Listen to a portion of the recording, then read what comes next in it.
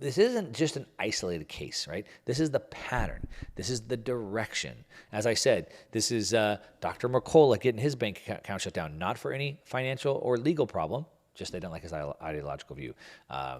Nigel Farage had his bank account shut down over in Europe. Justin Trudeau shut down the bank accounts of the trucker protests, right? So this is happening. Anybody that's talking outside their narrative, they're coming after. Now, at the same time, governments around the world, the central banks, are moving to central bank digital currencies, CBDCs, and digital IDs, both of these things at the same time. Now, these two things together are potentially the final death nail in freedom as we know it.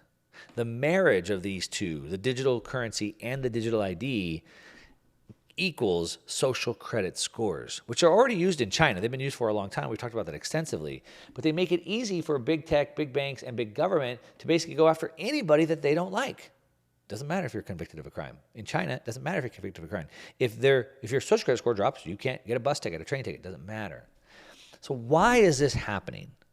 Well, the reason why is the managerial class, what you may consider the administrative state, the bureaucratic state, the deep state, whatever you want to call it, the professional managerial class elites in the government who are not elected, we can't vote them out, they have the power, they're using their authoritarian extrajudicial tactics to silence and punish anybody that they don't like. It's a war of the elites against the populace, against the people. It's what I frame up all the time. It's we the people versus the government. That's it.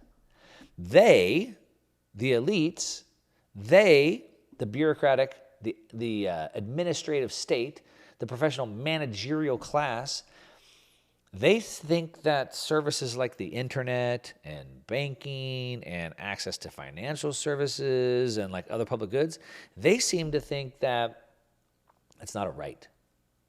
They seem to think that they have the control of that, and they should be able to use that how they want.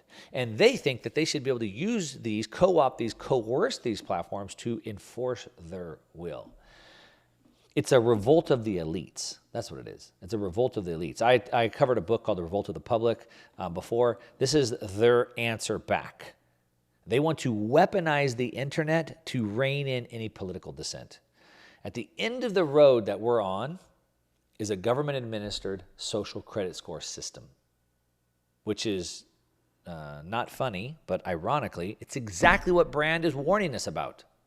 All right? It's exactly the same thing. Under that type of an agreement, under that type of a social credit score system where you have the CBDC and the digital ID put together, basically the governments, this managerial class, will have all the digital tools that they need to push people to conform to these norms. Anyone who would express an opinion that would offend this government would automatically find themselves not able to use these tools, like the internet, for example. The managerial class is so desperate to maintain power and control over the narrative because it's all lies. Look, if it was good for you, if it was true, they wouldn't have to lie to you. They wouldn't have to coerce you. The very fact that they have to control this narrative shows you the true intentions. They want to control this, and they're not happy that the internet has given us the power to have this information. Imagine, knowledge is power. We have all this knowledge at our fingertips, the power that we have, the people have the power. They don't want you to have the power. They want the power only for themselves. They want the internet ripped from your hands. These political leaders, they want to reassert their dominance over the online conversation. We know this. It's been revealed. We saw it in the Twitter files. We saw all the details there. We see it in the actions that they're having. We see it in the when they brought Matt Taibbi and Michael Schellenberger forward in front of congressional hearings and asked them to reveal their sources. They persecuted them, sending the IRS to their house and all these things. We see this. We see, again, Justin Trudeau with his actions. He showed that a Western government, supposedly a free democratic government, was able, and not just able, but willing to basically do what Edward Snowden warned us about. Edward Snowden had to leave the country because he warned the people this was coming, and here it is. Turnkey tyranny. So the governments have the ability to basically push a button and enforce compliance. They don't need to pass laws. They don't have to have courts. this doesn't have laws. They're just doing it on their own. YouTube just took away Russell Brand's ability to make money with no precedence. He didn't break any laws. He didn't do anything. And they just did that. Now, Brand seems to be too big to censor, so they just take away his ability to make money. Right? They can't stop him, but they can certainly give him financial punishment. Now, again, if Russell Brand, did this, then, let's hold him accountable. But there should be due process. YouTube, Rumble, the British government should not be able to go around. The Biden administration should not be able to go around and prosecute their political rivals. Sort of like what's happening to Donald Trump. Sort of like what's happened to Paxton, the attorney general in Texas. They're literally interfering with a president, their main opposition, the political rival, the president, while at the same time interfering with the prosecution of his own son. Now, where does this go? Well, in the end, this crackdown is a cultural reaction from the professional managerial class, and it's the institutions that they control. That's it. In their view, the professional elites view the ordinary people, the working class people, as a completely different class of people. They see them as a threat. Again, you should not, you, me, we the people should not have this powerful weapon of the internet in our hands. Now, again, the combination of these two things make it very dangerous. So right now there's 130 countries exploring CBDCs, 90% of the population. At the same time, the World Health Organization, the WHO, is adopting EU's digital certification system for its global health certificate. The G20 agreed to put in a global health certificate and use USAID to promote digital ID systems.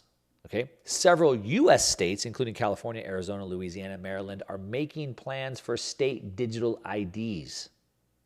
This is not some fringe thing. This is what's happening. With a combination, as I said, the unholy pairing of CBDCs and digital IDs, governments will have all the power they need to surveil every single transaction and literally have a button they could push to just clamp down on anybody they don't like. They don't like what you said, just like in China. They don't like what you said. Hey, Russell Brand, we don't like what you said online. Hey, Mark, they probably don't like what I'm saying right now. Take away your ability to make money.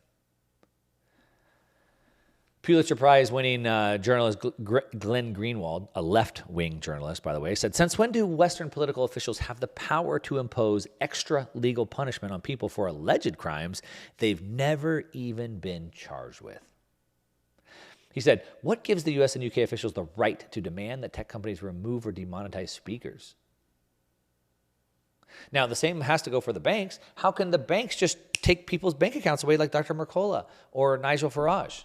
They can just debank people. Now, typically banks were not allowed to discriminate for racial, religious, sexual identities, but they can for ideological reasons. If this isn't a wake-up call, I don't know what is. The pairing of these two things, digital IDs and CBDCs, it's not a thing of myth. They're working on it. I just read it to you. The G20 agreed on this. And if this comes into place, it's not going to look good. However, we have an answer. We have Bitcoin. So we don't have to use CBDCs. We have Bitcoin. If I didn't have Bitcoin in this world today, if we didn't have it in this world, I would be very scared. But we have a tool to win. So this is bad. It's not good news for sure, but it's not the end of the road here. We have the tools that we need to win. What we need is to wake each other up. As long as we can continue to spread this information and let people know, make them aware of what's going on, then as they see this continue to roll in, they recognize it. They go, oh, I get this. I already know what you're doing. I already knew you were going to do this.